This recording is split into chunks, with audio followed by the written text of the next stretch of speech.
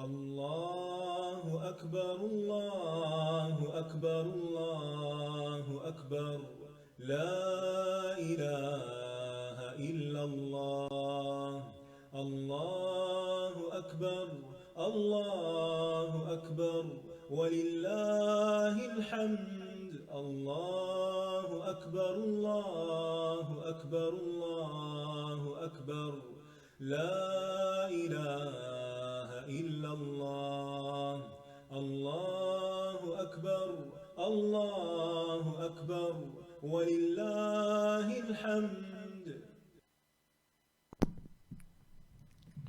السلام علیکم ورحمۃ اللہ وبرکاتہ. نحمدہ ونصلی علی رسولہ الکریم. اما بعد فاعوذ باللہ من الشیطان الرجیم. بسم اللہ الرحمن الرحیم. رب اشرح لی صدری ویسر لی امری واحلل عقدۃ من لسانی یفقہوا قولی. آج ہم انشاءاللہ امثال القرآن پروگرام میں سب سے پہلی مثال کا ذکر کریں گے جو منافقین کے بارے میں ہے. یہ مثال سورۃ البقرہ کے شروع میں آئی ہے اور یہ پہلا مقام ہے جہاں اللہ سبحانہ وتعالیٰ نے مثال بیان کی ہے. یعنی جب آپ قرآن مجید کو سورۃ الفاتحہ سے شروع کرتے ہیں تو سب سے پہلے آنے والی مثال یعنی قرآنی مثال یہی مثال ہے جو منافقین کے بارے میں ہے. ہم دیکھتے ہیں کہ سورۃ البقرہ کے آغاز میں اللہ سبحانہ وتعالیٰ نے 3 گروہوں کا ذکر کیا ہے. سب سے پہلا گروہ اہل ایمان کا گروہ ہے، مومنوں کا گروہ ہے، جن کے بارے میں اللہ سبحانہ وتعالیٰ نے 4 آیات میں گفتگو کی ہے. آئیے ان کی تلاوت سنتے ہیں تاکہ یاد دہانی ہو جائے، تذکرہ ہو جائے کہ مومنین اور متقین کیسے ہوتے ہیں. الف لام میم ذلك الكتاب لا ريب فيه هدى للمتقين الذين يؤمنون بالغيب ويقيمون الصلاة ومما رزقناهم ينفقون والذين يؤمنون بما أنزل إليك وما أنزل من قبلك وبالآخرة هم يوقنون أولئك على هدى من ربهم وأولئك هم المفلحون. یہ وہ کتاب ہے جس میں کوئی شک نہیں، ہدایت ہے متقی لوگوں کے لیے جو غیب پر ایمان لاتے ہیں اور نماز قائم کرتے ہیں، اور جو رزق ہم نے انہیں دیا ہے اس میں سے وہ خرچ کرتے ہیں، اور وہ جو ایمان لاتے ہیں اس پر جو آپ پر نازل کیا گیا. تو اہل ایمان ہیں یہ، وہ جو ایمان لاتے ہیں اس پر جو آپ پر نازل کیا گیا یعنی محمد صلی اللہ علیہ وسلم پر، اور جو آپ سے پہلے نازل کیا گیا، اور وہ آخرت پر یقین رکھتے ہیں. یہی لوگ اپنے رب کی طرف سے ہدایت پر ہیں یعنی سیدھے راستے پر ہیں، اور یہی لوگ دراصل فلاح پانے والے ہیں. یہ ہیں کامیاب لوگوں کی صفات. اس کے بعد اللہ سبحانہ تعالیٰ نے دوسرے گروہ کا ذکر کیا جو کفار کا گروہ ہے. ان کے بارے میں 2 آیات نازل ہوئیں. ارشاد ہے إن الذين كفروا سواء عليهم أأنذرتهم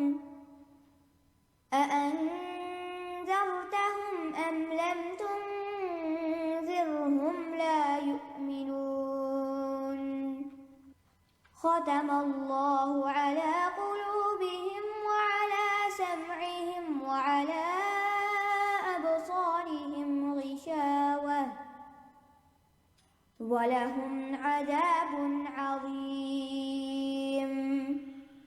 بے شک جن لوگوں نے کفر کیا ان کے لیے برابر ہے کہ آپ انہیں ڈرائیں یا نہ ڈرائیں، وہ ایمان نہیں لائیں گے، وہ ایمان ہی نہیں لائیں گے. پہلا گروہ ایمان لایا، دوسرا گروہ ایمان نہیں لایا، اللہ نے ان کے دلوں اور ان کے کانوں پر مہر لگا دی ہے اور ان کی آنکھوں پر پردہ ہے اور ان کے لیے بہت بڑا عذاب ہے۔ اس کے بعد تیسرے گروہ کا ذکر کیا گیا جو ایمان اور کفر کے بیچ میں ہے، جو منافقین کا گروہ ہے، جو دراصل مومن نہیں ہے، حقیقت میں وہ کافر ہی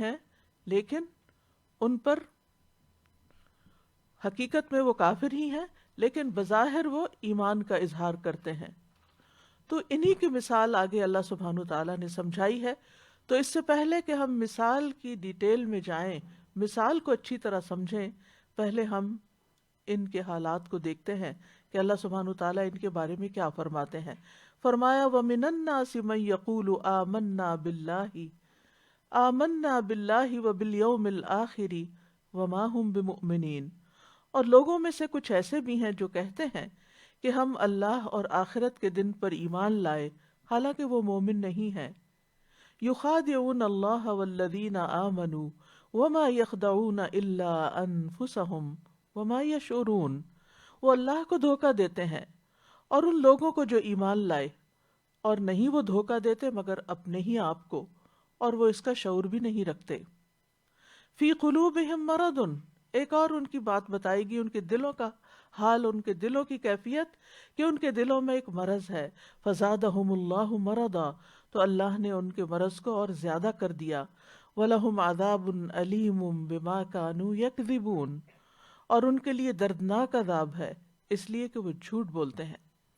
وَإِذَا قِيلَ لَهُمْ لَا تُفْسِدُوا فِي الْأَرْضِ قَالُوا إِنَّمَا نَحْنُ مُصْلِحُونَ، اور کیا کرتے ہیں وہ؟ اور جب ان سے کہا جاتا ہے کہ زمین میں فساد نہ کرو تو وہ کہتے ہیں ہم تو اصلاح کرنے والے ہیں۔ الا انہم هم المفسدون ولکن لا یشعرون، خبردار بے شک وہی فساد کرنے والے ہیں لیکن وہ شعور نہیں رکھتے۔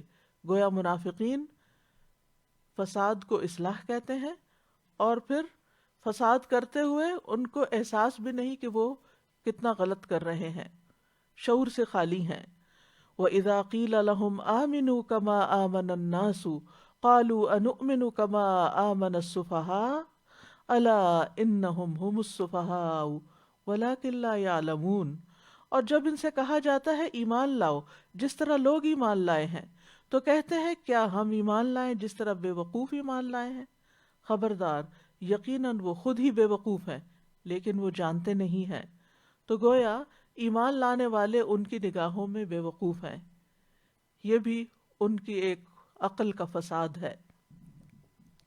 وَإِذَا لَقُوا الَّذِينَ آمَنُوا قَالُوا آمَنَّا وَإِذَا خَلَوْا إِلَىٰ شَيَاطِينِهِمْ قَالُوا إِنَّا مَعَكُمْ إِنَّمَا نَحْنُ مُسْتَهْزِئُونَ، اور جب وہ ان لوگوں سے ملتے ہیں جو ایمان لائے تو کہتے ہیں ہم ایمان لائے، اور جب اپنے شیطانوں کے پاس تنہا ہوتے ہیں تو کہتے ہیں کہ یقیناً ہم تمہارے ساتھ ہیں، ہم تو صرف مذاق کرنے والے ہیں۔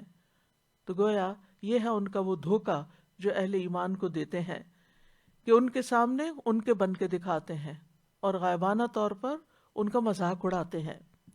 اللہ یستہزئ بہم ویمدہم فی طغیانہم یعمہون، اللہ ان سے مذاق کرتا ہے اور انہیں ان کی سرکشی میں مہلت دیے جا رہا ہے، وہ بھٹکتے پھرتے ہیں۔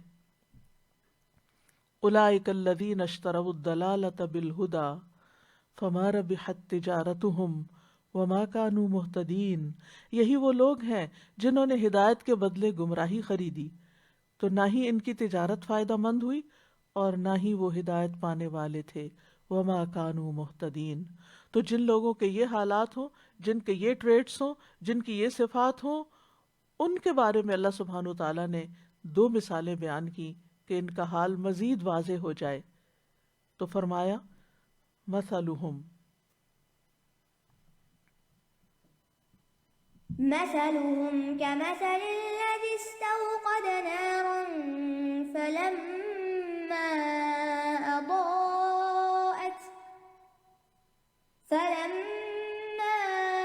أضاءت ما حوله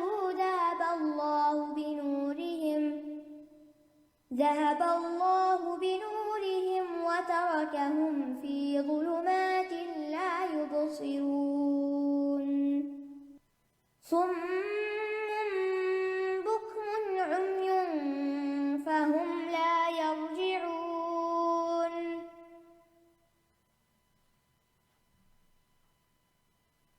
أو كصيب من السماء فيه ظلمات ورعد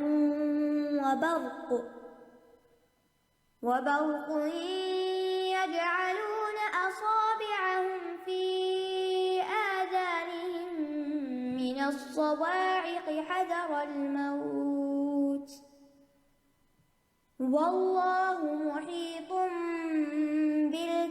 بالكافرين يكاد البرق يخطف أبصارهم كلما أضاء لهم مشوا فيه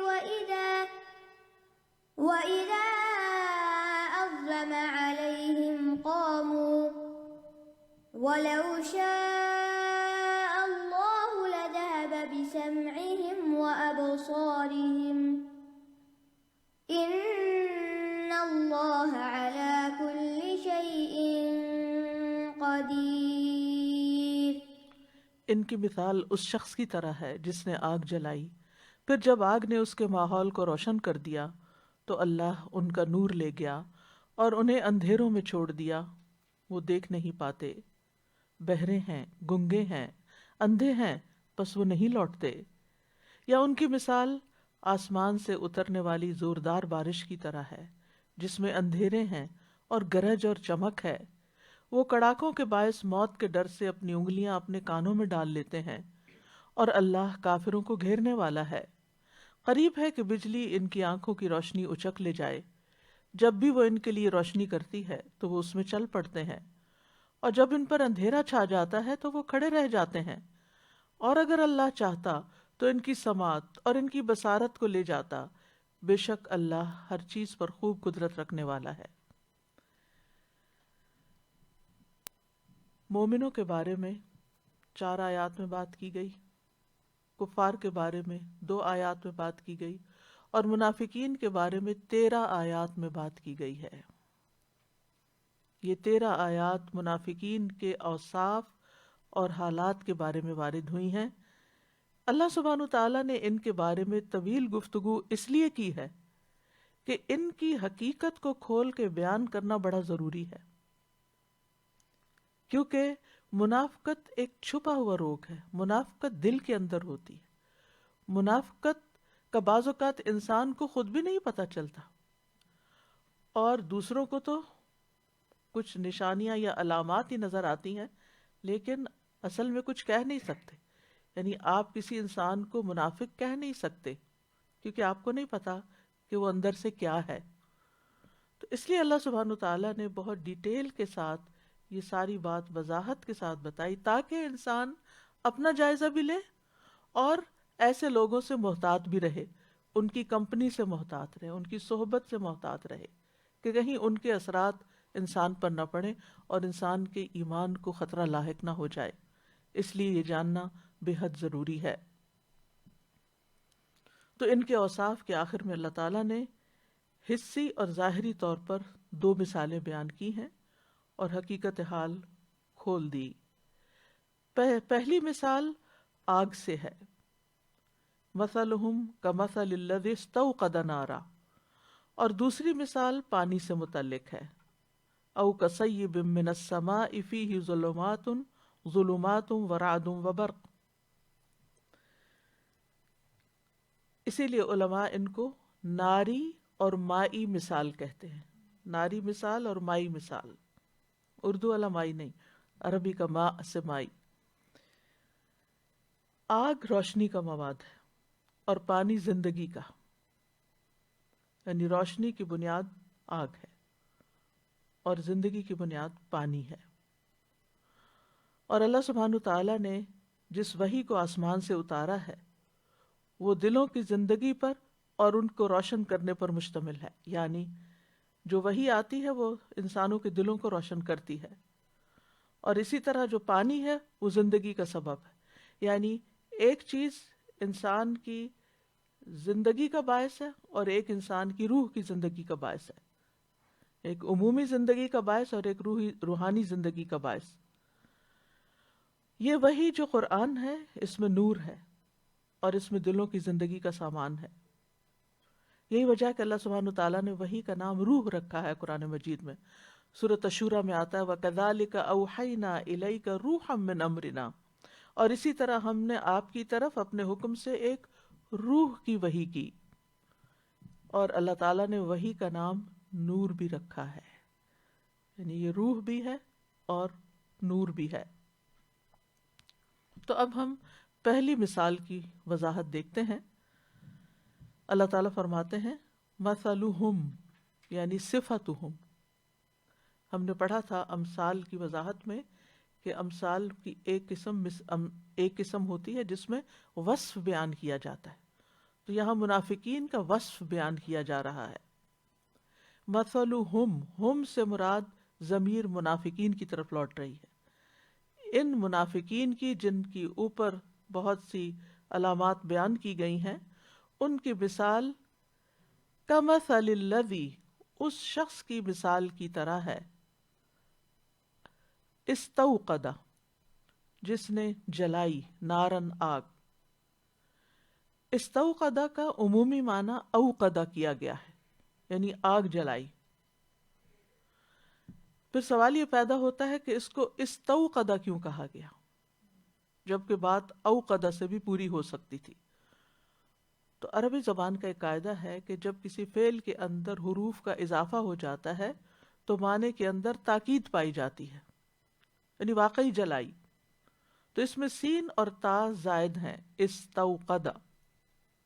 جیسے اللہ تعالیٰ فرماتے ہیں فاستجاب لہم ربہم, تو اصل میں اجابہم ہے, یعنی جواب دیا, قبول کر لی بات.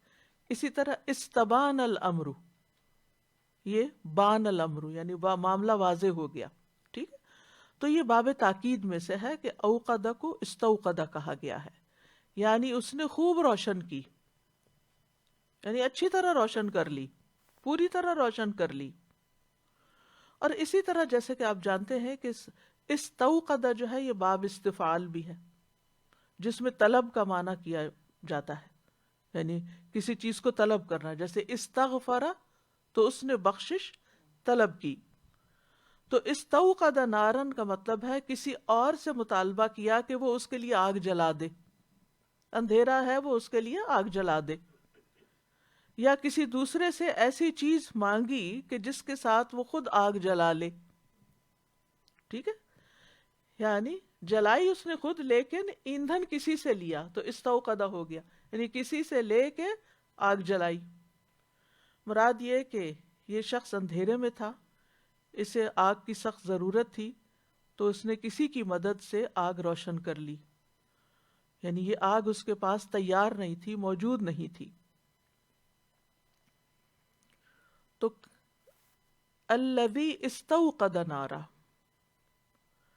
لیکن سوال یہ پیدا ہوتا ہے کہ آگے جا کر یہ ضمیر پلورل میں مثلہم کی بات ہوئی تھی. شروع میں اگر ہم دیکھیں, شروع میں اور آگے جا کر دونوں جگہ ایک جماعت اور ایک گروہ کی بات ہو رہی ہے, مثلہم کی بات ہو رہی ہے, اور پھر مثال ایک شخص سے دی جا رہی کہ اس نے آگ جلائی. تو بات یہ ہے کہ عربوں کے ہاں جب رات کے وقت صحرا میں قافلے چلتے تھے اور کسی جگہ پر قیام کرتے تھے تو وہاں بہت اندھیرا ہوتا تھا, تو اس میں ایک شخص مقرر ہوتا تھا جس کی یہ ذمہ داری ہوتی تھی کہ وہ آگ جلانے کا کام کرے گا.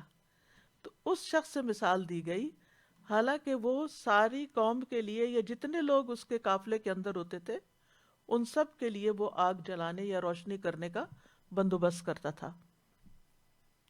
اور یہ ایک انتظامی ذمہ داری بھی تھی. اور اس سے یہ بھی پتہ چلتا ہے کہ کچھ لوگ لائٹ بیئرر ہوتے ہیں, وہ آگے لائٹ لے کے چلتے ہیں, اور بہت سے لوگ ان کو فالو کرتے ہیں, یعنی وہ کینڈل جلا کے آگے آگے جا رہے ہیں. اگر آپ نے کبھی اندھیری رات میں سفر کیا ہو, کبھی کسی گاؤں میں جانے کا اتفاق ہوا ہو, تو آپ نے دیکھا ہوگا, مجھے بچپن میں یہ منظر مجھے یاد آ گیا. ایک دفعہ ہم گئے تھے تو وہ اگلا شخص جو ہوتا ہے وہ ایک لالٹین جو ہے وہ لے کے چلتا ہے اور پیچھے سارے اس کے پیچھے چل رہے ہوتے ہیں. تو اس لیے الذی. دوسرا یہ بھی کہا گیا ہے کہ عربی زبان میں بعض اوقات الذی کا لفظ جو ہے الذین کے معنوں میں بھی استعمال ہوتا ہے. بہرحال یہاں مراد یہ ہے کہ ان منافقین کا ایک سردار بھی تھا مدینہ میں جس کے نام سے سب واقف ہیں، اور وہی ان کو گائیڈ کر رہا تھا، وہی ان کو لیڈ کر رہا تھا، اور وہ عبداللہ بن ابی بن ابی سلول تھا.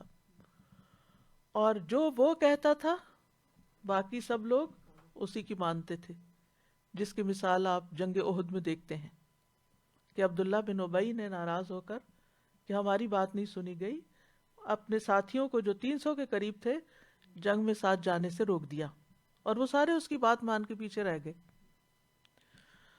تو استوقد نارا فلما اضاءت ما حولہ.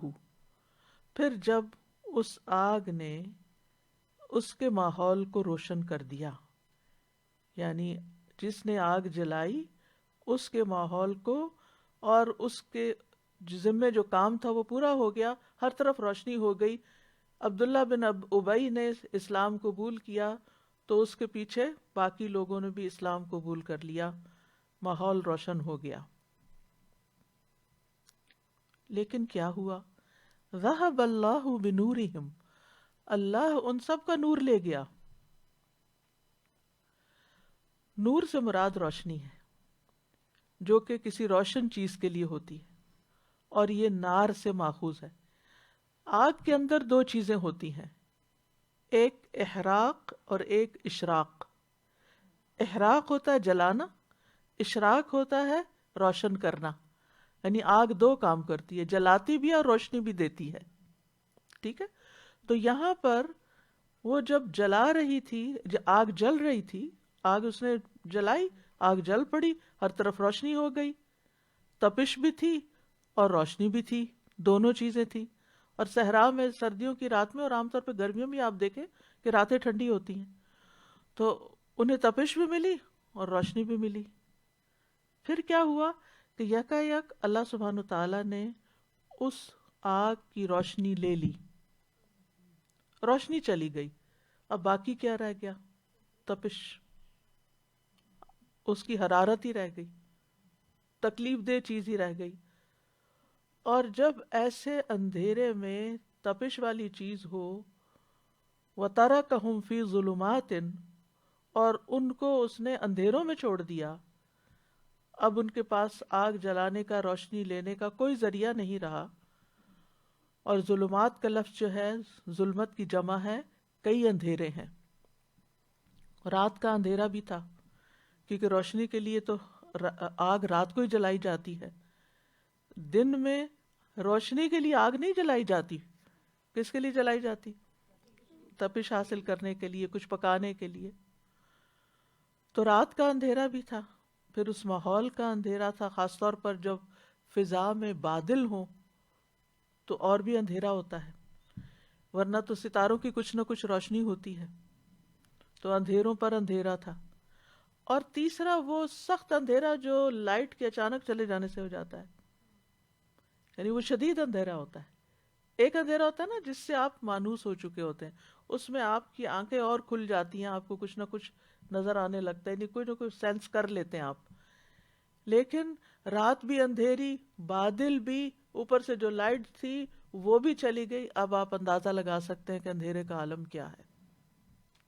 وَتَرَكَهُمْ فِي ظُلُمَاتٍ لَا يُبْصِرُونَ. اب وہ دیکھ ہی نہیں پا رہے، ان کو کچھ بھی نظر نہیں آ رہا. انتہائی اندھیرے میں ہے، انتہائی غفلت میں ہے، انتہائی مصیبت میں ہے، انتہائی مشکل میں ہے. اور اوپر سے سمن، بہرے ہیں، سن نہیں سکتے. سم جو ہے اسم کی جمع ہے. یہ وہ شخص ہوتا ہے جس کی سماعت کھو گئی ہو، یعنی بہرا ہو گیا ہو. بکمن، بول نہیں سکتے. اب کم کی جمع ہے. یہ وہ شخص ہوتا ہے جو کلام کرنے سے عاجز ہو، بات نہیں کر سکتا، کہ وہ حق کے ساتھ بول نہیں سکتا. امیون، اعمیٰ کی جمع ہے، یہ ظاہری آنکھوں کے نابینا ہونے کے لیے بھی بولا جاتا ہے اور دل کی بصیرت سے نابینا ہونے کے لیے بھی بولا جاتا ہے. تو اب کیا ہے، ایک تو ویسے اندھیرا ہے، اوپر سے ان کی سماعت بھی نہیں ہے، بصارت بھی نہیں ہے، اور بول بھی نہیں پا رہے. اب آپ سوچئے ان کا حال کیا ہوگا.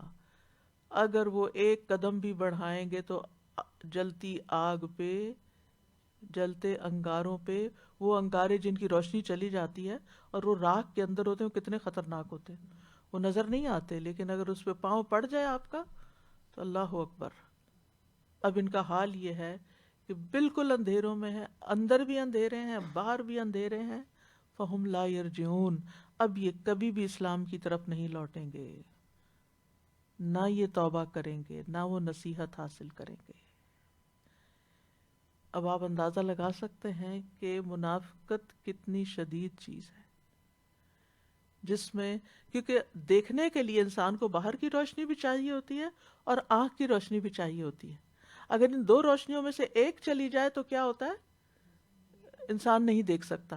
یعنی اگر ماحول میں اندھیرا ہو تو چاہے آپ کی آنکھیں پرفیکٹ ہوں، آپ نہیں دیکھ سکتے، اور اگر آپ کی آنکھیں نابینا اور باہر چاہے سورج نکلا ہو تو آپ نہیں دیکھ سکتے. یہاں مصیبت کیا آئی کہ دونوں ہی نہیں ہے، نہ باہر کی نہ اندر کی، کچھ بھی نہیں. ٹوٹلی لاسٹ، ٹوٹلی خسارے میں، کہ جدھر بھی جائیں گے نقصان ہی اٹھائیں گے. کوئی عمل قبول نہیں، کسی قسم کی کوئی خیر نہیں. اور وہ اپنے آپ کو بڑے سمارٹ سمجھتے ہیں، جیسے کہ پچھلی آیات میں وہ منافقوں کے سرداروں سے جا کے کہتے ہیں ہم تمہارے ساتھ ہیں. یہود کے سرداروں سے بیسیکلی طاغوتوں سے جا کے کہتے تھے کہ ہم تو ایسے ہی مسلمانوں کو دھوکہ دے رہے ہیں، اصل میں تو ہم تمہارے ساتھ ہیں. تو بہرحال ان منافقین کی حالت کو ایسے گروہ کے ساتھ تشبیہ دی گئی ہے جو اندھیری رات میں کسی جنگل وغیرہ میں ہو، اور اس میں سے ایک شخص نے حرارت اور روشنی حاصل کرنے کے لیے آگ جلائی، پھر آگ خوب روشن ہو جانے کے بعد بجھ گئی، اور اب وہ اندھیروں میں بیٹھے ہیں اور کئی اندھیرے جمع ہو گئے ہیں اور آگ کی صرف حرارت باقی ہے اور کچھ بھی نہیں. تو یہی منافق کا حال ہے.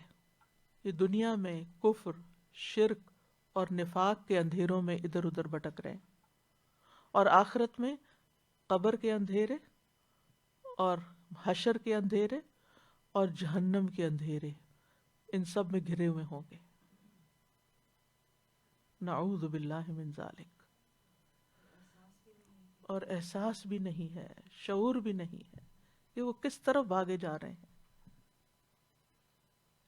ان سارے اندھیروں کو جمع کریں آپ، کفر، شرک، نفاق، غفلت، جہالت، اور پھر موت کے بعد بھی اندھیروں کا جو سلسلہ شروع ہوا، قبر میں اندھیرا، حشر میں اٹھے تو حشر میں بھی اندھیرا، اور پھر آگے جہنم. آپ کو معلوم ہے کہ اللہ تعالیٰ نے جس طرح دہکائی ہے وہ اندھیری ہے، اس میں حرارت ہے لیکن روشنی نہیں ہے. تھوڑی دیر کے لیے بھی اگر مکمل اندھیرا ہو نا تو انسان کا دل گھبرانے لگتا ہے، اس سے کوئی کام نہیں ہوتا. یہی وجہ ہے کہ ان کے دلوں کا حال بھی پھر ایسا ہی ہے کہ اس میں کسی قسم کی کوئی خوشی نہیں، کوئی چین نہیں، کوئی امن نہیں. عبداللہ بن مسعود رضی اللہ عنہ کہتے ہیں کہ نبی صلی اللہ علیہ وسلم جب مدینہ تشریف لائے تو کچھ لوگ مسلمان ہو گئے، یعنی ابتداء میں مسلمان ہو گئے لیکن پھر جلد ہی منافق ہو گئے. ان کی مثال اس شخص کی سی ہے جو اندھیرے میں تھا تو اس نے روشنی جلائی، یعنی کفر کے اندھیرے میں تھا، اسلام کی روشنی آئی، اس کا ماحول روشن ہو گیا، مفید اور نقصان دہ چیزیں اس پہ واضح ہو گئیں کہ کس چیز میں خیر ہے کس میں شر ہے، کہ اچانک وہ روشنی بجھ گئی اور وہ واپس اندھیروں میں لوٹ گئے. یہی حال منافقین کا تھا. پہلے وہ شرک کی تاریکی کے اندھیروں میں تھے، مسلمان ہوئے تو اسلام کی روشنی میں آئے، حلال و حرام کو پہچان گئے، دوبارہ کفر اور نفاق کی طرف لوٹ گئے تو ساری روشنی جاتی رہی. تو اس مثال میں نور سے جو مراد، نور جو ہے یہ دراصل پہلی بار ایمان لانے کا نور ہے، یعنی وہ نور جو انسان دل سے جب اسلام قبول کرتا ہے تو انسان کو نصیب ہوتا ہے، کیونکہ وہ پہلے اسلام میں داخل ہوا تھا، دل سے ایمان لایا تھا، تو یہ ایک وقتی ایمان تھا اور بہت جلد یہ الٹ گیا، تو اس نے دل میں کفر اختیار کر لیا اور ظاہری طور پر اسلام پہ باقی رہا، کیونکہ منافق وہی ہوتے ہیں جو ظاہری طور پر اسلام پہ باقی رہتے ہیں۔ اس کی دلیل وہ آیت ہے جو سورۃ المنافقین میں ہے، ذَلِكَ بِأَنَّهُمْ آمَنُوا ثُمَّ كَفَرُوا فَطُبِعَ عَلَى قُلُوبِهِمْ فَهُمْ لَا يَفْقَهُونَ، یہ اس لیے کہ بے شک وہ ایمان لائے پھر انہوں نے کفر کیا تو ان کے دلوں پہ مہر لگا دی گئی، سو وہ نہیں سمجھتے۔ اور یہ جو ماحول روشن ہوا تھا ان کا اسلام لانے کی وجہ سے، تو وہ اسلام سے ملنے والے فوائد تھے، یعنی اسلام لانے کے بعد وہ مسلمان ہونے کے جو دنیاوی فائدے تھے وہ اس وقت حاصل کر رہے تھے، جب اندر کفر چلا گیا تو باہر جو اسلام لانے کے فائدے تھے وہ انہیں کچھ نہ کچھ حاصل بعد میں بھی رہے، کہ انہیں قتل نہیں کیا گیا، ان کا مال محفوظ رہا، ان کی عزت و آبرو محفوظ رہی، ان کو مسلمانوں سے امن رہا، مسلمانوں کے گھروں میں شادیاں بھی کی انہوں نے، اور مسلمانوں کو جو وار بوٹی وغیرہ ملتی تھی اس میں سے بھی کچھ حاصل کر لیا، لیکن یہ وقتی فائدے تھے۔ مرنے کے بعد کسی قسم کا کوئی فائدہ انہیں نہ ہوگا، کیونکہ لا الہ الا اللہ کا نور ان سے بجھ گیا، چلا گیا۔ قتادہ کہتے ہیں منافق جب زبان سے لا الہ الا اللہ ادا کرتا ہے تو اس کے لیے دنیا روشن ہو جاتی ہے، بس اسی روشنی کی وجہ سے وہ مسلمانوں سے باہمی نکاح کرتا ہے، ان کے ساتھ جہاد میں شریک ہوتا ہے، ان کا وارث بھی بنتا ہے، اور اس روشنی اور ایمان کی وجہ سے وہ اپنے خون اور مال کو محفوظ کر لیتا ہے۔ لیکن جب موت کا وقت آتا ہے تو یہ روشنی اور نور منافق سے چھین لیا جاتا ہے، کیونکہ اس کے دل میں اس کی کوئی بنیاد نہیں ہوتی اور نہ ہی اس کے عمل میں اس ایمان کی کوئی حقیقت ہوتی ہے۔ تو نور ایمان ہے اور ظلمت نفاق ہے۔ ابن عباس کہتے ہیں کہ نور سے مراد ان کا ایمان ہے جس کے بارے میں وہ باتیں کرتے تھے، اور ظلمت سے مراد ان کی گمراہی اور کفر ہے جس کے ساتھ وہ کلام کرتے تھے، یعنی کبھی ایمان کی باتیں کرتے تھے اور کبھی کفر کی باتیں کرتے تھے، لیکن لا الہ الا ولا الہ الا۔ تو ان سے بنیادی طور پر ہدایت عملی جو تھی اس کی توفیق چھین لی گئی تھی، یعنی ویسے بھی ہدایت چھین لی گئی تھی اور عمل کی توفیق بھی چھین لی گئی تھی۔ اسی لیے جب نماز کی طرف آتے تھے تو انتہائی سستی کے ساتھ، اللہ کے راستے میں دینا پڑتا تھا تو بہت بددلی کے ساتھ دیتے تھے۔ تو بہرحال جو فائدے کی چیز تھی اصل میں، کیونکہ سب سے زیادہ قیمتی اور فائدے کی چیز انسان کا ایمان ہے، لا الہ الا اللہ ہے، اور جب انسان کا اس سے اعتقاد اٹھ جاتا ہے یا اس کے بارے میں انسان شک کرنے لگتا ہے تو پھر انسان اسی مصیبت میں گرفتار ہوتا ہے جس میں وہ لا الہ الا اللہ سے پہلے گرفتار تھا۔ اسی طرح یہ بھی کہا گیا ہے کہ یہ قول یہود کے بارے میں بھی ہے، کیونکہ نبی صلی اللہ علیہ وسلم کی آمد سے پہلے وہ آپ کا انتظار کر رہے تھے۔ جب آپ صلی اللہ علیہ وسلم ظاہر ہوئے تو ان کو یہ سمجھ آ گئی کہ آپ ہی سچے نبی ہیں، اور ان کے دلوں نے کچھ یقین بھی کر لیا۔ یہ تو آپ جانتے ہیں نا کہ یہود کا اصل وطن فلسطین تھا، لیکن وہاں سے وہ مدینہ کی طرف کیوں آ گئے تھے؟ کیونکہ ان کی کتابوں میں یہ نشانیاں ملتی تھی کہ آخری نبی اس طرف آئے گا، تو وہ اس کے انتظار میں یہاں تھے، اور جب آپ تشریف لائے تو ان کو یقین بھی آ گیا، لیکن پھر انہوں نے حسد کیا اور اپنی سرداری کے چھن جانے کا خوف ہوا، لہٰذا انہوں نے انکار کر دیا، اور اب وہ مکمل اندھیرے میں ہیں۔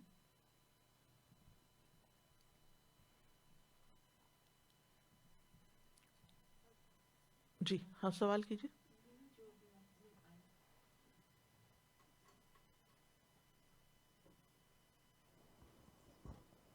ایک مائک دیجیے. استاذہ ابھی جو آپ نے سمجھایا ہے مجھے بہت اچھی طرح سمجھ آئی، لیکن ایک چیز سمجھ نہیں آ رہی کہ انہوں نے جب آگ جلائی تو اللہ تعالیٰ نے کیوں پھر اس کو بچا دیا، کیوں کیونکہ نور چھین انہوں نے لیا؟ دل میں انہوں نے انکار کر دیا. پھر دل سے نہیں مانا تھا؟ پہلے مانا پھر نہیں مانا. یعنی جب انہوں نے یہ اس کی وضاحت سورۃ المنافقون میں ہوتی ذالک بانہم آمنوا ثم کفروا.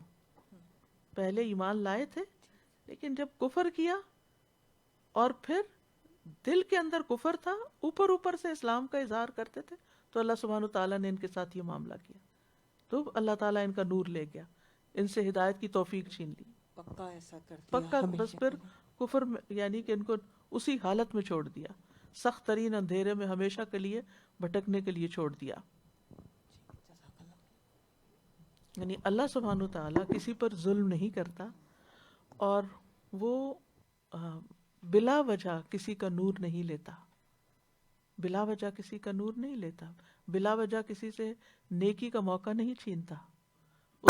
اس میں انسان کا اپنا گناہ یا اپنا کوئی قصور ہوتا ہے جس کی وجہ سے اس سے توفیق چلی جاتی ہے، ہدایت چلی جاتی ہے. نفاق ہے کیا اصل میں؟ یہاں یہ بھی سمجھ لینا چاہیے. نفاق کا لفظ جو ہے یہ نون فا قاف سے ہے. نفقہ، نفق زمین میں موجود سرنگ کو کہتے ہیں جو کہ کسی دوسری جگہ پہ جا کے نکلتے. سرنگ کا ایک حصہ آپ کے قریب ہوتا ہے اور دوسرا کہیں دور پار ہوتا ہے، اور وہ راستہ زمین کے اندر اندر اندر سے جاتا ہے، یعنی ٹنل جس کو کہتے ہیں، یعنی ایسا راستہ جس سے باہر نکلنا ممکن ہو.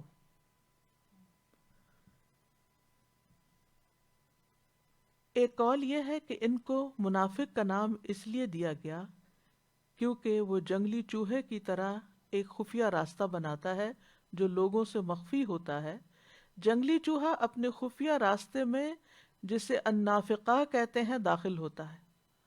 اس کے علاوہ اس کا ایک اور راستہ بھی ہوتا ہے جسے القاصعہ کہتے ہیں، جسے وہ دوسروں کے لیے ظاہر کرتے ہیں. یعنی ایک اس کا اپنا خاص راستہ ہوتا ہے اور ایک وہ جو دوسروں کو دکھانے کا ہوتا ہے. جب اسے پوشیدہ سوراخ سے ڈھونڈا جائے تو وہ ظاہری سوراخ سے باہر نکل جاتا ہے. جب پھر وہ خفیہ سوراخ میں داخل ہوتا ہے اور ظاہری سوراخ سے نکل جاتا ہے، یا ظاہری سوراخ سے داخل ہوتا ہے اور چھپے ہوئے سوراخ سے باہر نکل جاتا ہے. آپ کو کبھی ہیمسٹر رکھنے کا یا دیکھنے کا اتفاق ہوا ہو کہ کس طرح وہ اندر اندر راستے بنا رہے ہوتے ہیں، اور وہ ان کا جو رہنے کا طریقہ ہوتا ہے وہ بھی اوپر آپ کو کم ہی نظر آئیں گے، وہ اندر ہی کچھ کاروائیاں کر رہے ہوتے ہیں. تو اسی طرح منافق بھی جو ہیں وہ اندر اندر سازشوں کے جال پھیلاتے رہتے ہیں، اور اسلام اور مسلمانوں کے خلاف اور دین کے خلاف کوئی نہ کوئی چالیں چلتے رہتے ہیں. اور اسی طرح ایک راستے سے اسلام میں داخل ہوئے اور دوسرے راستے سے باہر نکل گئے. زبان کے ساتھ ایمان کا اظہار کیا اور دل میں کفر کو چھپا کے رکھا. تو ان کی اندر اور باہر کی، ظاہر اور باطن کی جو کیفیت ہے اس میں فرق ہوتا ہے.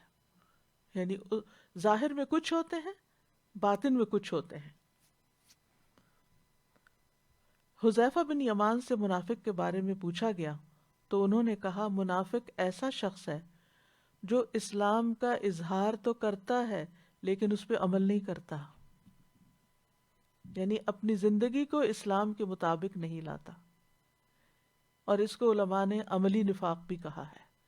یعنی دل میں اس کے شک ہوتا ہے، دل میں اس کے پورا یقین نہیں ہوتا اللہ سبحانہ تعالیٰ کے بارے میں، یا آخرت کے بارے میں، یا حساب کتاب کے بارے میں، یا ایسا ناقص ایمان ہوتا ہے جس کی وجہ سے اس کے عمل میں کمی ہوتی ہے.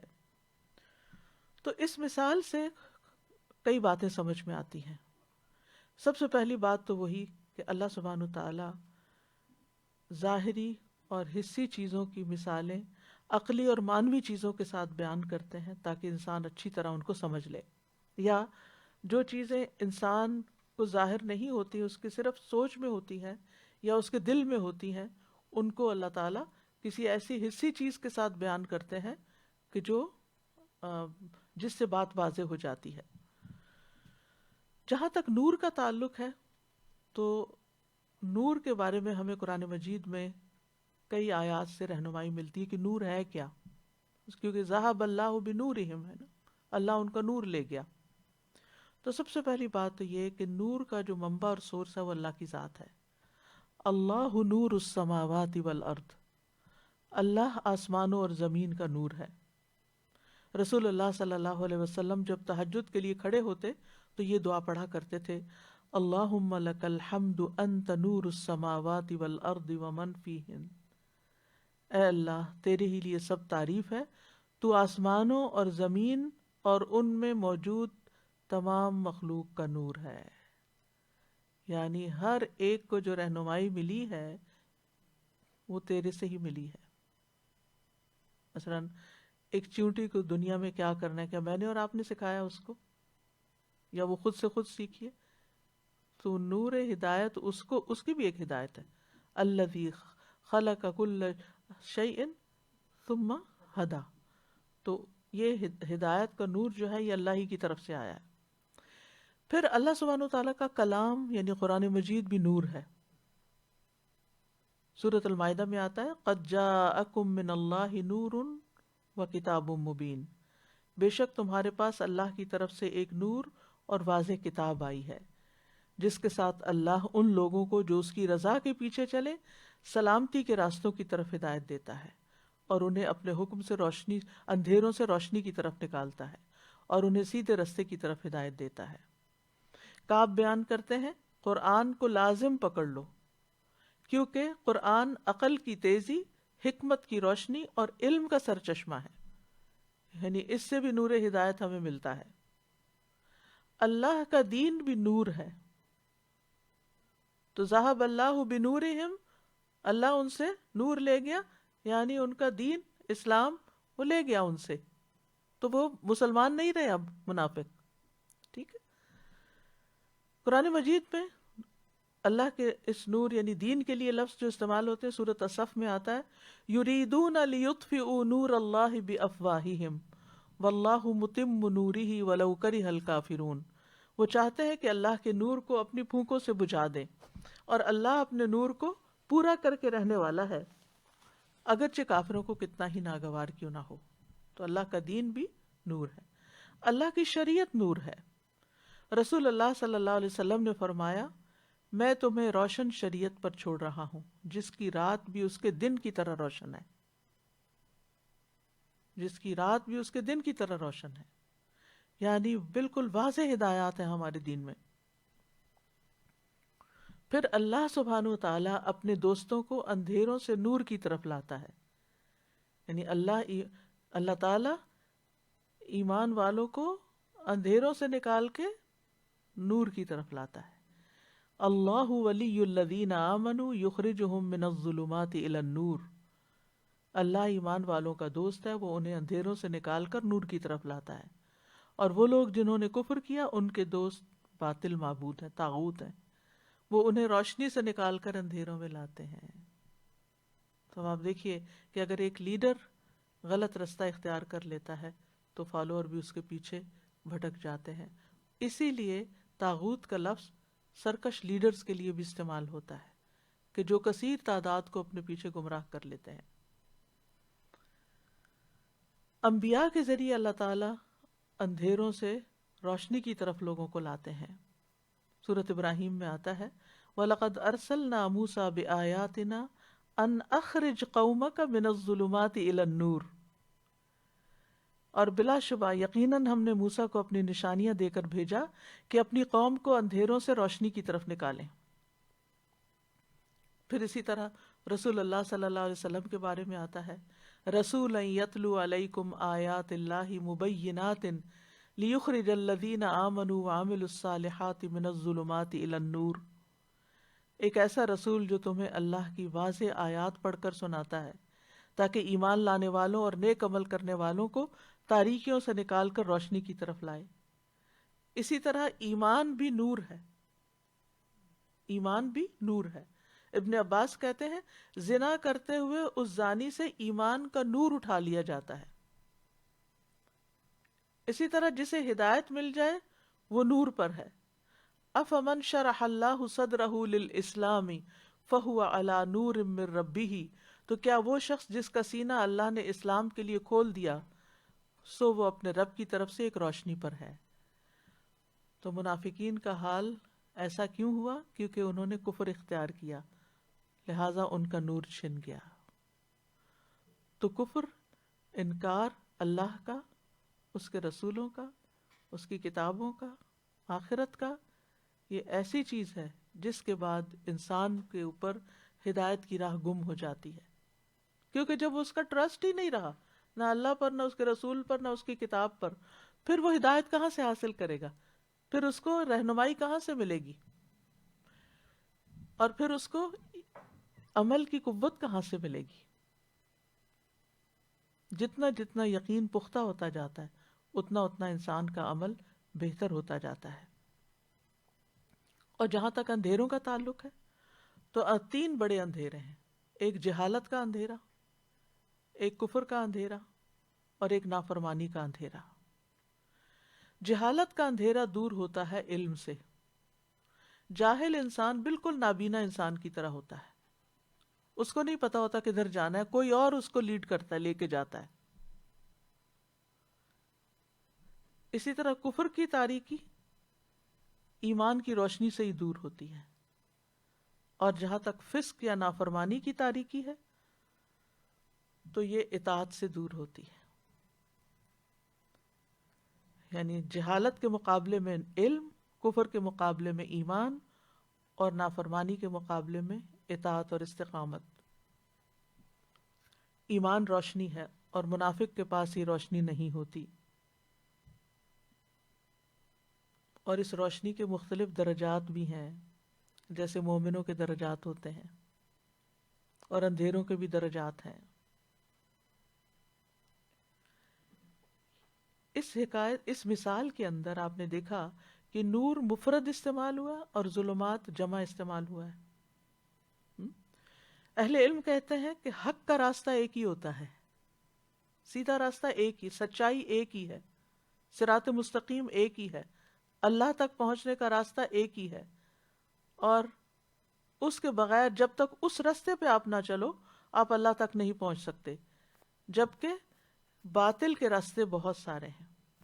اسی لیے اللہ تعالیٰ فرماتے وَأَنَّ هَذَا صِرَاطِي مُسْتَقِيمًا فَاتَّبِعُوهُ وَلَا تَتَّبِعُوا السُّبُلَ،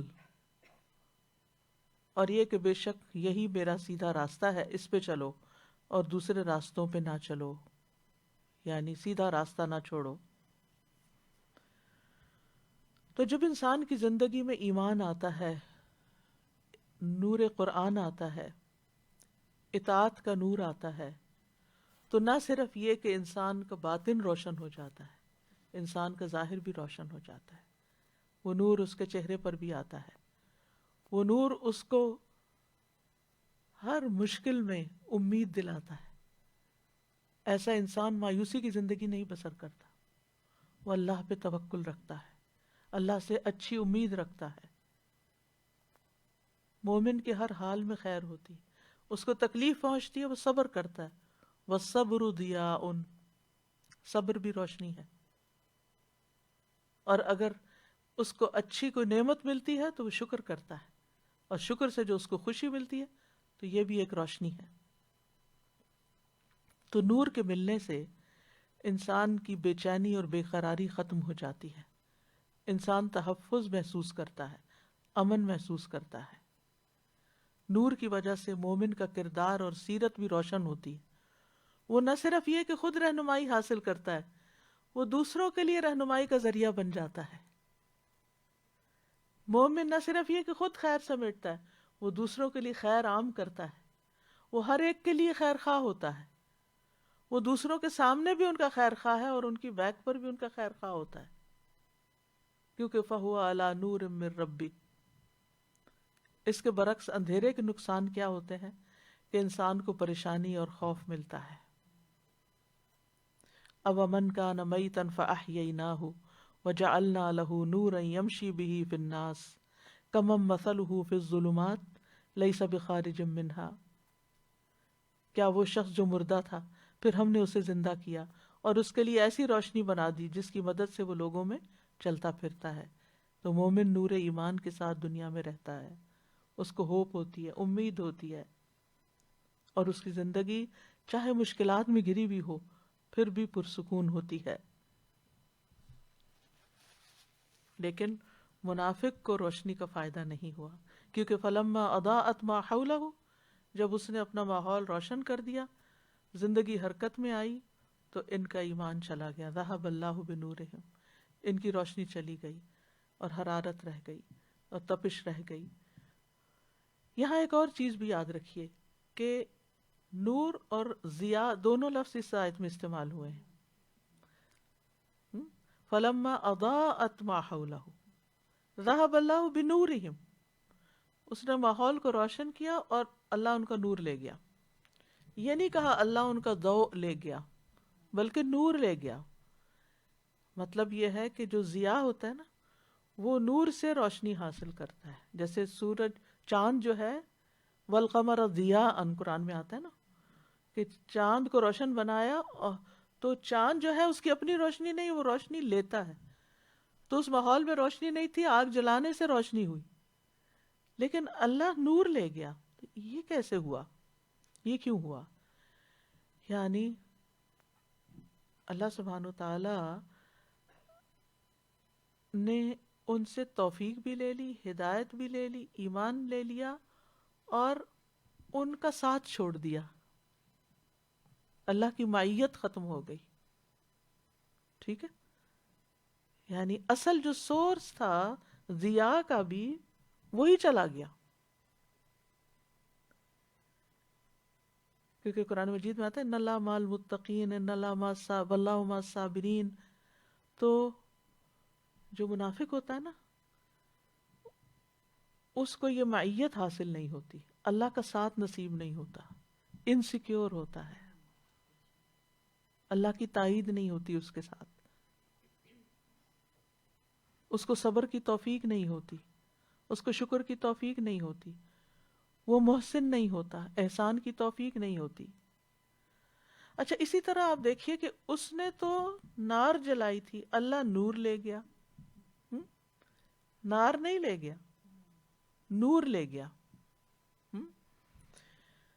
یعنی آگ کے، جیسے پہلے میں نے بتایا کہ دو فائدے ہوتے ہیں نا، ایک اس کی روشنی ہوتی ہے اور ایک اس کا جلانا ہوتا ہے. تو وہ اس کی روشنی لے گیا، یعنی نور لے گیا، اس کا جلانے کا ایلیمنٹ وہیں رہا، اور وہ کفر میں، شک میں، بے چینی میں، قلق میں، اضطراب میں بھٹکتے پھرتے ہیں.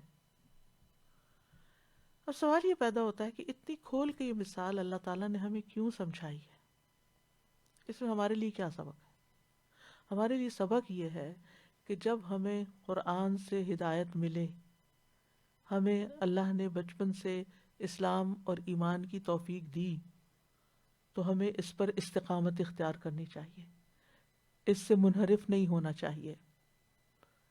یہاں یہ مثال اس شخص کی ہے جو اسلام سے کفر کی طرف جاتا ہے یا دین سے انحراف اختیار کرتا ہے، ہدایت کے بعد گمراہ ہو جاتا ہے. کتنے لوگ ایسے ہیں کہ جو قرآن پڑھتے ہیں، ان کی زندگیوں میں ایک تبدیلی آتی ہے، اور پھر کچھ عرصے کے بعد وہ واپس اسی جاہلیت میں لوٹ جاتے ہیں جس میں وہ قرآن پڑھنے سے پہلے تھے. ان کی زندگیاں بالکل ویسی ہی ہو جاتی ہیں جیسے پہلے تھی، گویا ان کی زندگی میں کبھی قرآن آیا ہی نہیں تھا، ہدایت آئی ہی نہیں تھی، انہوں نے کبھی دین سیکھا ہی نہیں تھا. تو اس میں بہت ڈرنے کی بات ہے کہ انسان ایسا کوئی کام نہ کرے کہ جس سے، یا ایسی کمپنی اختیار نہ کرے، یا کسی ایسے شخص کو فالو نہ کرے کہ جو اس کو بھٹکا دے. توحید کی خالص دعوت قرآن کے اندر موجود ہے، اور بہت سے لوگ قرآن پڑھ کر بھی شرک کے کام کر رہے ہوتے ہیں، کیونکہ کہیں اور سے بھٹک گئے، کسی اور نے بہکا دیا، تو اللہ نے ان کی روشنی لے لی. اور پھر اس بات سے بھی ڈرنا چاہیے کہ یہ اندھیرا جو دنیا میں دلوں پہ چھایا، یہ کوئی معمولی نہیں ہے. یہ اندھیرا جس نے صراط مستقیم گم کر دیا، یہ کوئی معمولی اندھیرا نہیں ہے، اس کا انجام بڑا بھیانک ہے. اس شک اور نفاق کا انجام بڑا بھیانک ہے، کیونکہ قبر اور حشر میں بھی اندھیرا ہوگا. قیامت کے دن کا اندھیرا، وہاں مومنوں کو جو نور ملے گا، یوم تری المؤمنین والمؤمنات یسعی نورہم بین ایدیہم وبایمانہم، جس دن آپ ایمان والے مردوں اور عورتوں کو دیکھیں گے، ان کی روشنی ان کے آگے ان کے دائیں طرف دوڑ رہی ہوگی. آج تمہیں ایسے باغوں کی خوشخبری ہے جن کے نیچے نہریں چلتی ہیں، ہمیشہ ان میں رہنے والے ہو، یہی بہت بڑی کامیابی ہے. یہ اس دن مومنوں کا حال ہوگا. منافقوں کا کیا حال بتایا گیا؟ یوم یقول المنافقون والمنافقات للذین آمنوا انظرونا نقتبس من نورکم قیل ارجعوا وراءکم فالتمسوا نورا فضرب بینہم بسور لہ باب باطنہ فیہ الرحمہ وظاہرہ من قبلہ العذاب. جس دن منافق مرد اور منافق عورتیں ان لوگوں سے کہیں گے جو ایمان لائے، ہمارا انتظار کرو کہ ہم تمہاری روشنی سے کچھ روشنی دیں. یعنی دنیا میں جیسے ہم تمہارے ساتھ رہتے تھے، الم نکم معکم، تمہارے ساتھ ہی رہتے تھے نا، تو وہ مسلمانوں کی مدد کے ساتھ سروائیو کر رہے تھے، ان کی پروٹیکشن میں جی رہے تھے. خصوصاً مدینہ کے حالات کو آپ دیکھیں. اب کیا ہوا؟ قیامت کے دن بھی وہ کہیں گے کہ تم کدھر جا رہے ہو، ہمیں بھی روشنی دو، ہمارا انتظار کرو. سورۃ الحدید کی آیت نمبر 13 ہے، ہمارا انتظار کرو کہ ہم تمہاری روشنی سے کچھ روشنی حاصل کر لیں. کہا جائے گا اپنے پیچھے لوٹ جاؤ، بس کچھ روشنی تلاش کرو، واپس جاؤ جہاں نور کا منبع ہے، وہاں سے روشنی لے کے آؤ، یہاں ہم نہیں دے سکتے. اور جب وہ لینے کے لیے جائیں گے تو وہاں تو کوئی روشنی نہیں مل رہی ہوگی. واپس ایمان والوں کی طرف پلٹیں گے تو ان کے درمیان ایک دیوار حائل کر دی جائے گی. پہلے وہ ایمان والوں کے ساتھ تھے، اب کیا ہوا؟ بیچ میں دیوار آ گئی جس میں ایک دروازہ ہوگا، اس کی اندرونی جانب اس میں رحمت ہوگی جس طرف مومن ہوں گے، اور بیرونی جانب عذاب ہوگا. رسول اللہ صلی اللہ علیہ وسلم نے فرمایا قیامت کے دن ہر ایک آدمی کو، خواہ وہ منافق ہو یا مومن، نور ملے گا. لوگ اس نور کے ساتھ چلیں گے، جبکہ جہنم کے پل پر آنکڑے اور کانٹے ہوں گے جن کے لیے اللہ چاہے گا وہ ان کو پکڑ لیں گے. پھر منافقوں کا نور بجھ جائے گا اور مومن نجات پا جائیں گے. سم بکم عمی فہم لا یرجعون، نہ سن سکتے ہیں، نہ بول سکتے ہیں، نہ دیکھ سکتے ہیں، تو اب یہ واپس نہیں پلٹیں گے. ہدایت کے 3 دروازے ہیں یہ. ابن قیم کہتے ہیں جب آگ نے ان کے لیے روشنی کر دی تو انہوں نے دیکھ لیا اور پہچان گئے کہ یہ آگ بجھ گئی اور وہ اندھیروں میں رہ گئے، تو اب وہ نہ دیکھ سکتے ہیں، نہ سن سکتے ہیں، اور نہ حق بات بولتے ہیں. یعنی نہ حق بات سننے کی توفیق ہے انہیں، مجلسوں میں حاضر بھی ہوتے ہیں، کچھ سمجھتے نہیں، باہر نکل کے پوچھتے ہیں یہ آج کیا نازل ہوا تھا، یہ کیا کہا تھا انہوں نے. ان کا دل ہی نہیں ہوتا، اس میں دلچسپی نہیں ہوتی، بات اندر ہی نہیں اترتی، کچھ ساتھ لے کے ہی نہیں جاتے، کچھ یاد ہی نہیں رکھتے. کائنات کی نشانیوں سے بھی انہیں کوئی عبرت حاصل نہیں ہوتی، دل بھی ان کے اندھیرے میں ہے، زبان سے بھی کبھی انہوں نے کوئی خیر کی بات نہیں نکالی. یعنی آنکھ اور کان کے ہوتے ہوئے ان سے فائدہ نہیں اٹھاتے، جیسے قرآن مجید میں آتا ہے نا وَلَقَدْ ذَرَأْنَا لِجَهَنَّمَ كَثِيرًا مِنَ الْجِنِّ وَالْإِنسِ لَهُمْ قُلُوبٌ لَا يَفْقَهُونَ بِهَا وَلَهُمْ أَعْيُنٌ لَا يُبْصِرُونَ بِهَا وَلَهُمْ آذَانٌ لَا يَسْمَعُونَ بِهَا أُولَئِكَ كَالْأَنْعَامِ بَلْ هُمْ أَضَلُّ أُولَئِكَ هُمُ الْغَافِلُونَ. بلا شبہ یقیناً ہم نے بہت سے جن اور انسان جہنمی کے لیے پیدا کیے. ان کے دل ہیں جن کے ساتھ وہ سمجھتے نہیں، آنکھیں ہیں جن کے ساتھ وہ دیکھتے نہیں، ان کے کان ہیں جن کے ساتھ وہ سنتے نہیں. یہ چوپاؤں کی طرح ہیں، بلکہ ان سے بھی بھٹکے ہوئے جو بالکل بے خبر ہیں. تو جو لوگ حق بات سن کر نہ سنیں، سنی انسنی کر دیں، تو ان کی پیروی سے بھی منع کیا گیا. وَلَا تَكُونُوا كَالَّذِينَ قَالُوا سَمِعْنَا وَهُمْ لَا يَسْمَعُونَ. حق کی طرف دیکھتے ہوئے بھی نہیں دیکھتے. وَإِن تَدْعُوهُمْ إِلَى الْهُدَى لَا يَسْمَعُوا وَتَرَاهُمْ يَنظُرُونَ إِلَيْكَ وَهُمْ لَا يُبْصِرُونَ. اگر تم انہیں سیدھے راستے کی طرف بلاؤ تو سنیں گے ہی نہیں. آپ انہیں دیکھتے ہیں کہ وہ آپ کو دیکھ رہے ہیں، حالانکہ وہ دیکھ نہیں رہے ہوتے. تو ہم سب کے لیے لمحہ فکریہ ہے کہ قرآن کی روشنی، ایمان کی روشنی اس سے ہم کتنا فائدہ اٹھا رہے ہیں، ہمارا عمل کتنا بدلا، قرآن پڑھ کر ہمارے عمل میں کیا تبدیلی آئی، اور ہم نے اس پر استقامت کتنی اختیار کی۔ تو اس نور کو قائم رکھنے کے لیے ضروری ہے، نفاق سے بچنے کے لیے ضروری ہے کہ ہم ہر وہ طریقہ اختیار کریں کہ جس سے ایمان اور تقوی بڑھے، کیونکہ اللہ تعالیٰ فرماتے ہیں یا ایھا الذین آمنوا اتقوا اللہ وآمنوا برسولہ یؤتکم کفلین من رحمتہ ویجعل لکم نورا تمشون بہ ویغفر لکم واللہ غفور رحیم۔ اے لوگو جو ایمان لائے ہو، اللہ سے ڈرو اور اس کے رسول پر ایمان لاؤ، وہ تمہیں اپنی رحمت سے دوہرا حصہ دے گا اور تمہیں ایسی روشنی دے گا جس کے ذریعے تم چلتے رہو گے۔ تو تقوی اور ایمان، اور پھر اس کی پیروی، پھر اسی طرح وہ اعمال جو روشنی کا سبب ہوں گے، جس میں خاص طور پر اچھی طرح وضو کرنا۔ اچھا وضو ہوتا ہے تو نماز بھی اچھی ہوتی ہے۔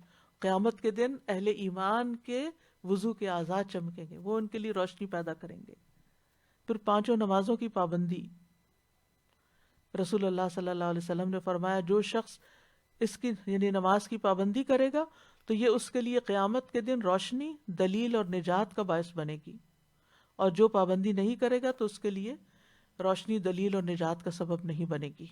وہ اس دن قارون، فرعون اور حامان اور ابی بن خلف کے ساتھ ہوگا۔ پھر قرآن کی تلاوت، قرآن کا پڑھنا، اور آج کل رمضان ہے، اللہ کے فضل سے عام دنوں سے زیادہ ہم قرآن پڑھتے ہیں۔ کوئی بھی کام، کوئی بھی ایکٹیویٹی اپنی کٹ ڈاؤن کر کے لازماً قرآن کی ریڈنگ میں اضافہ کریں۔ رسول اللہ صلی اللہ علیہ وسلم نے فرمایا تلاوت قرآن کو اپنے لیے لازم کر لو، کیونکہ یہ تمہارے لیے زمین پر نور کا سبب ہے اور آسمان میں تمہارے لیے ذخیرہ ہے۔ خصوصاً جمعے کے دن سورۃ الکہف پڑھنا یہ نور کا سبب بنتی ہے۔ پھر اسی طرح لوگوں کے ساتھ معاملہ کرتے ہوئے انصاف کرنا۔ رسول اللہ صلی اللہ علیہ وسلم نے فرمایا انصاف کرنے والے اللہ کے ہاں نور کے ممبروں پر ہوں گے جو رحمان کی دائیں جانب ہوں گے۔ اللہ کے دونوں ہاتھ دائیں ہیں، یہ وہ لوگ ہوں گے جو اپنی رعایا، اپنے اہل و عیال میں عدل و انصاف کرتے ہوں گے، یعنی سب کے ساتھ اچھا سلوک، سب کے ساتھ عدل و انصاف۔ پھر صبر کرنا، وَالصَّبْرُ ضِيَاءٌ، صبر روشنی ہے۔ صدقہ کرنا، نبی صلی اللہ علیہ وسلم رمضان میں تیز آندھی سے بھی زیادہ سخی ہو جاتے تھے، یعنی ہر طرف سخاوت کرتے تھے، اور صدقہ نور ہے۔ اللہ کے راستے میں بوڑھا ہونا، فرمایا جو شخص اللہ کی راہ میں بوڑھا ہو جائے وہ بڑھاپا قیامت کے دن اس کے لیے باعث نور ہوگا، یعنی استقامت اختیار کرنا دین پر، اور نور حاصل کرنے کی دعائیں بھی پڑھتے رہیں۔ ربنا اتمم لنا نورنا واغفر لنا انک علی کل شیء قدیر۔ اے ہمارے رب، ہمارے لیے ہمارا نور مکمل کر دے اور ہمیں بخش دے، یقیناً تو ہر چیز پر خوب قادر ہے۔ اللہم اجعل فی قلبی نورا وفی لسانی نورا واجعل فی سمعی نورا واجعل فی بصری نورا واجعل من خلفی نورا ومن امامی نورا واجعل من فوقی نورا ومن تحتی نورا اللہم اعطنی نورا۔ اور قرآن کو سینے کا نور بنانے کی دعا جو رنج و غم کو بھی دور کرتی ہے۔ اللہم انی عبدک وابن عبدک وابن امتک ناصیتی بیدک ماض فی حکمک عدل فی قضاؤک اسألک بکل اسم ہوا لک سمیت بہ نفسک او علمتہ احدا من خلقک او انزلتہ فی کتابک او استأثرت بہ فی علم الغیب عندک ان تجعل القرآن ربیع قلبی ونور صدری وجلاء حزنی وذہاب ہمی۔ اے اللہ تو ہم سب کو نور عطا کر، اور اس نور کو ہمیشہ کے لیے ہم پر باقی رکھ، اور اس نور کی روشنی میں ہم دنیا میں بھی ہدایت پر رہیں، ہماری قبریں بھی روشن ہوں، حشر کے دن بھی روشنی ہو، پل صراط پر بھی روشنی ہو، اور روشن جنتوں میں ہم تیرے چہرے کا دیدار کر سکیں۔ وآخر دعوانا ان الحمد للہ رب العالمین۔ اللہ ہم سب کو منافقت سے بچا کے رکھنا، ہمارے دلوں کو شک سے بچا کے رکھنا، کفر سے بچا کے رکھنا، اللہ تعالیٰ ہر بیماری سے بچا کے رکھنا۔ جزاکم اللہ خیرن. اگر آپ میں سے کوئی سوال کرنا چاہے موسٹ ویلکم، کوئی کمنٹ کرنا چاہے موسٹ ویلکم. بارک اللہ فیکم.